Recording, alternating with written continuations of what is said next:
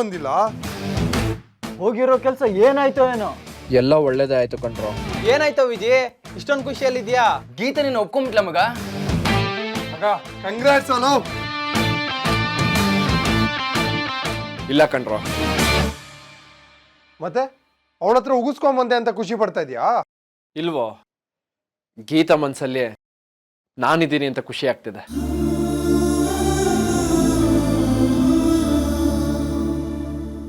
ಅವಳು ನನ್ನನ್ನ ಈಗಲೂ ಪ್ರೀತಿಸ್ತಿದ್ದಾಳೆ ಕಣ್ರೋ.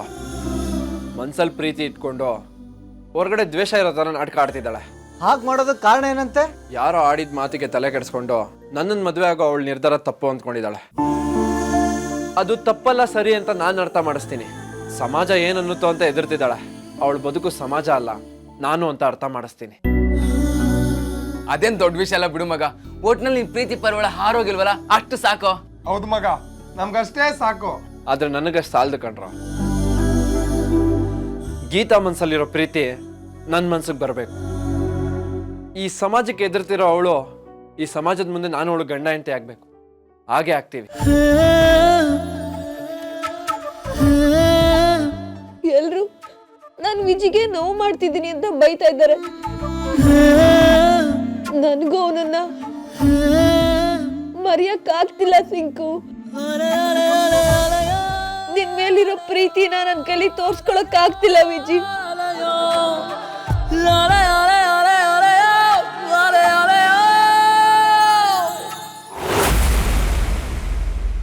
ಇಂತಿ ನಿಮ್ಮ ವಿಶ್ವಾಸಿ BP ಶ್ರೀನಿವಾಸ.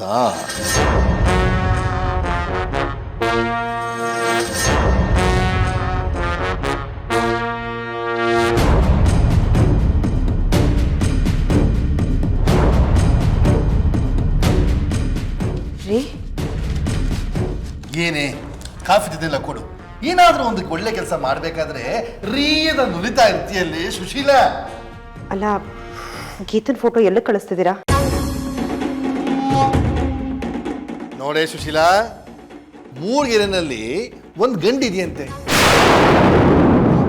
ಈ ಬೆಂಗಳೂರು ಪ್ಯಾಟೆಯಿಂದ ಸುತ್ತದೆ ಹಳ್ಳಿಲೇ ಕೆಲಸ ಮಾಡ್ಕೊಂಡಿದ್ದಾನಂತೆ. ಅವನು ಹಳ್ಳಿಲಿದ್ದಾನೆ ಅಂತ ಯಾರು ಅವನಿಗೆ ಹೆಣ್ಣೆ ಕೊಟ್ಟಿಲ್ವಂತೆ. ಅದಕ್ಕೆ ನನ್ನ ಮಗಳು ಗೀತನ್ನ ಅವನು ಕೊಟ್ಟು ಮದುವೆ ಮಾಡೋಣ ಅಂತ. ನಿನ್ನ ಮಗಳು ಟ್ರಿಪ್ ಮುಗಿಸ್ಕೊಂಡು ಬರೋಷ್ಟರಲ್ಲಿ ಮಾತುಕತೆ ಶಾಸ್ತ್ರ ಮುಗಿಯುತ್ತೆ. ಅಲ್ಲ ರೀ, ಮದ್ವೆ ಆಗೋದು ಗೀತಾ ಅಲ್ವಾ? ಒಂದ್ ಮಾತು ಅವಳನ್ನು ಕೇಳ್ಬೇಕಲ್ವಾ?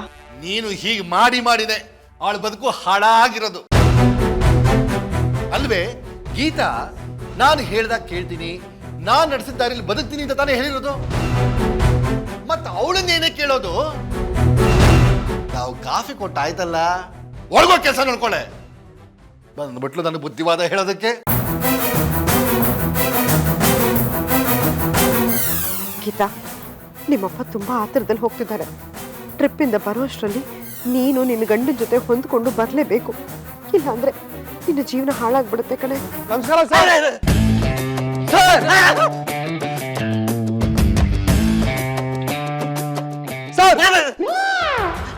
ರೆಸಾರ್ಟ್ ಅಲ್ಲಿ ವಾಶ್ರೂಮ್ ಇದ್ರೂನು ಚೊಂಬೆತ್ಕೊಂಡು ಎಲ್ಲೋ ಹೋಗ್ತಾ ಇದ್ದೀರಾ? ಮತ್ತ್ಯಾಕ್ ಸರ್ ಈ ಚಂಬು?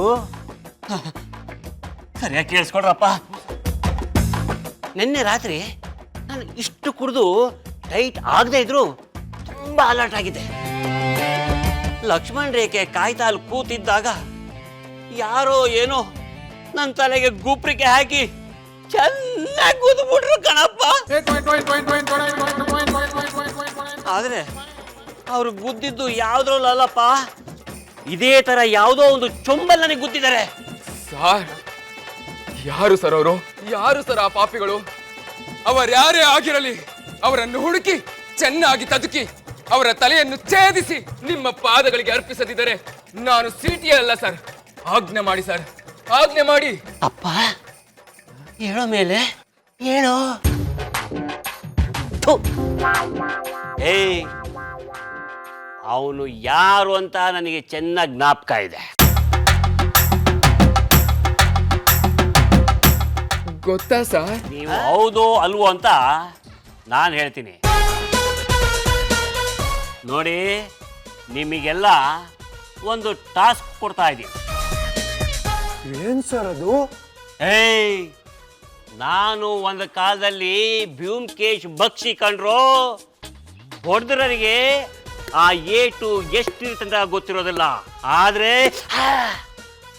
ಹೊಡೆಸ್ಕೊಂಡವನಿಗೆ ಆ ಏಟು ಎಷ್ಟು ಫೋರ್ಸ್ ಆಗಿರ್ತಂತ ಚೆನ್ನಾಗಿ ಗೊತ್ತಿರುತ್ತೆ. ನಾನು ಗೂಪ್ರಿಕೆ ಹಾಕೊಳ್ತೀನಿ. ಈ ಚೊಂಬಲ್ಲಿ ಎಲ್ಲರೂ ಒಂದೊಂದು ಏಟನ್ನ ಹೊಡಿಬೇಕು.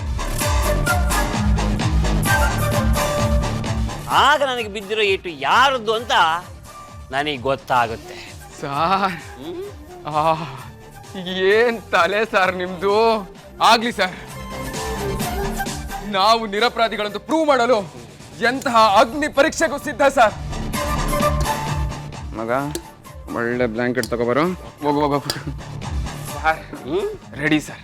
Ready ready sir. ಎಲ್ಲ ಸಾಲ ನಿಂತ್ಕೊಳ್ಳಿ.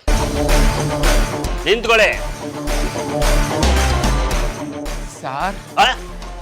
ಬನ್ನಿ ಸರ್. ನಾನು ಹೇಳಿದ್ದೆಲ್ಲ ನೆನಪಿದೆ ತಾನೇ? ಈಗ ನಾನು ಗೂಪ್ರಿಕೆ ಹಾಕೊಳ್ತಾ ಇದ್ದೀನಿ. ಸರ್ ಒಂದ್ ನಿಮಿಷ ಸರ್. ಏನ್ರೋ? ಸರ್ ಒಂದ್ ನಿಮಿಷ ಸರ್. ಏನಾದ್ರು ತಪ್ಪಾದ್ರೆ ಕ್ಷಮಿಸ್ಬಿಡಿ ಸರ್. ಏಯ್, ಶುರು ಹಚ್ಕೊಳ್ಳೋ. Ready ready sir. ರೆಡಿ. ಈಗ ನೀವು ಚೊಂಬು ಕೈ ತಗೊಂಡಿದ್ದೀರಾ, ಒಬ್ಬೊಬ್ಬರಾಗಿ ನನ್ನ ಮೇಲೆ ಕುಟ್ಟಬೇಕು. ಈಗ ಯಾರು ಹೊಡಿತಾ ಇರೋದು ಹೊಡಿರಿ. ಸರ್ ಗೊತ್ತಾಯ್ತಾ ಸರ್? ಗೊತ್ತಾಗ್ಲಿಲ್ಲಪ್ಪ. ಈ ಏಟಲ್ಲ, ಈಗ ಹೊಡಿರಪ್ಪ ಇನ್ನೊಬ್ರು.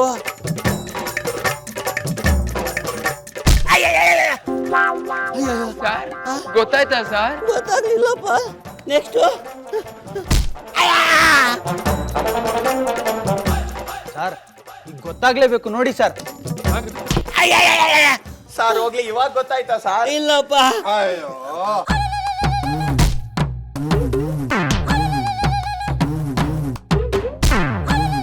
ಸರ್ ಈಗ ಗೊತ್ತಾಗುತ್ತೆ ನೋಡಿ ಸರ್.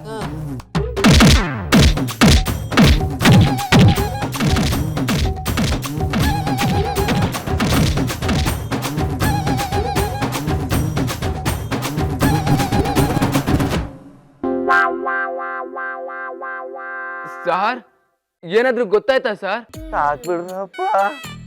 ಹೊಡಿರಿ ಅಂತ ತಕ್ಷಣ ನನ್ನ ಹಣಗಾಯಿ ನೀರ್ಗಾಯಿ ಮಾಡ್ಬಿಟ್ರಲ್ರು. ಇಲ್ಲ ಇನ್ನೊಂದು ರೌಂಡ್ ಹೊಡಿಯೋಣ ಸರ್.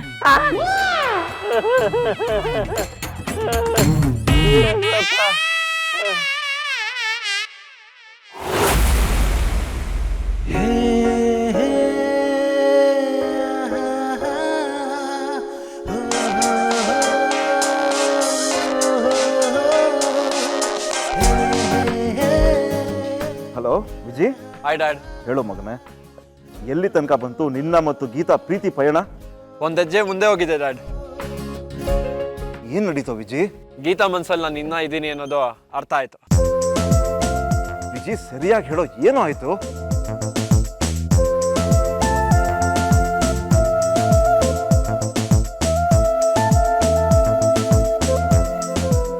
ಸಿಂಕು, ವಿಜಿ ನನ್ನ ತುಂಬಾ ಹಚ್ಕೊಂಡಿದ್ದಾನೆ ಕಣೆ. ನನಗೂ ಅವನನ್ನ ಮರೆಯಕ್ಕಾಗ್ತಿಲ್ಲ ಸಿಂಕು.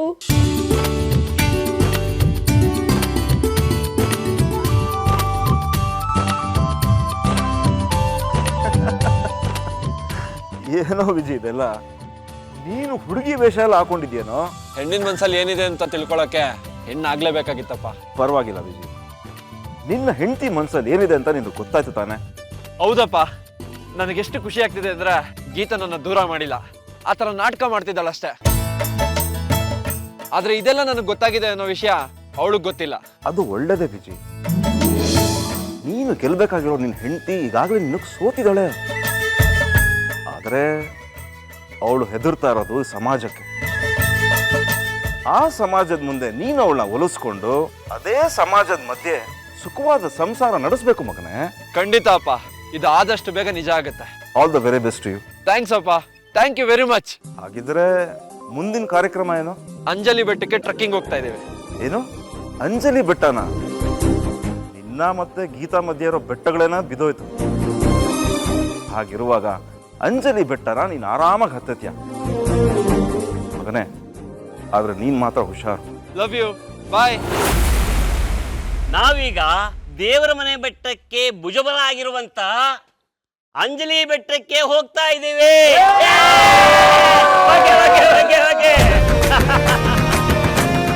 ಅದು ನಮ್ಮ ಕರ್ನಾಟಕದಲ್ಲಿ ಇರೋದು ನಮಗೆಲ್ಲ ಹೆಮ್ಮೆ ತರುವಂತ ವಿಷಯ. ಅದು ನಮ್ಮ ಕರ್ನಾಟಕದಲ್ಲಿ ಇದೆಯಾ ಸರ್? ಇವನ್ ಬಾಯಿ ಬಟ್ಟೆ ತೊಳ್ಕೊ.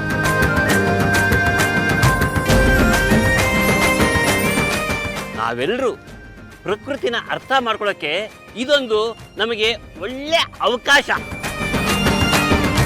ನಾವು ಚಾರಣದ ಹಾದಿನಲ್ಲಿ ಸಾಕ್ತಾ ಸಾಕ್ತಾ ಅಕ್ಕಪಕ್ಕ ಸಿಗೋ ಗಿಡ ಮರ ಬಳ್ಳಿ ಇದನ್ನೆಲ್ಲ ತಿಳ್ಕೊಳ್ಳೋದಕ್ಕೆ ನಾವು ಪ್ರಯತ್ನ ಪಡಬಹುದು. ಸರ್, ನಾವು ಹೋಗ್ತಾ ಇರೋ ದಾರಿಯಲ್ಲಿ ಮಧ್ಯೆ ಮಧ್ಯೆ ನಿಮ್ಮ ಫ್ರೆಂಡ್ಸ್ಗಳು ಸಿಗ್ತಾರಲ್ವ ಸರ್? ಯಾರು ಅದು? ಅದೇ ಸರ್. ಏಯ್ ಇವನು ಆ ಕಡೆ ಹಾಕು. ನೀ ಈ ಕಡೆ ಬರೋ. ಇಲ್ಲ ಇರ್ತೀನಿ ಸರ್. ಹೇಳ ಪೈಸೆ.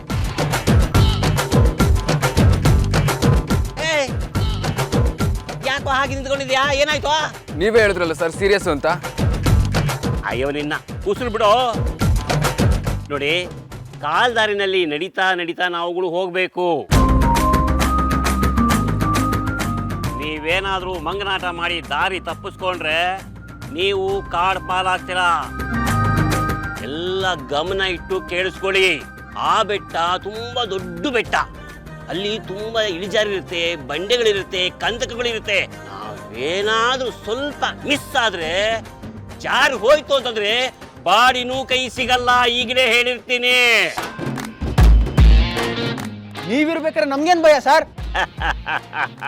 ಇದು ಒಂದೇ ಕಣೋ ಒಳ್ಳೆ ಮುತ್ತಿನಂತ ಮಾತಾಡಿದ್ದು. Sadashiva here, no fear. ಹುಡುಗಿಯರೇ, ನೀವೆಲ್ಲ ಹೋಗ್ಬಿಟ್ಟು ಬೇಗ ಬೇಗ ರೆಡಿ ಆಗ್ಬಿಡಿಯಪ್ಪ. ಹೋಗಿ ಹೋಗಿ ಹೋಗಿ ಹೋಗಿ ಹೋಗಿ.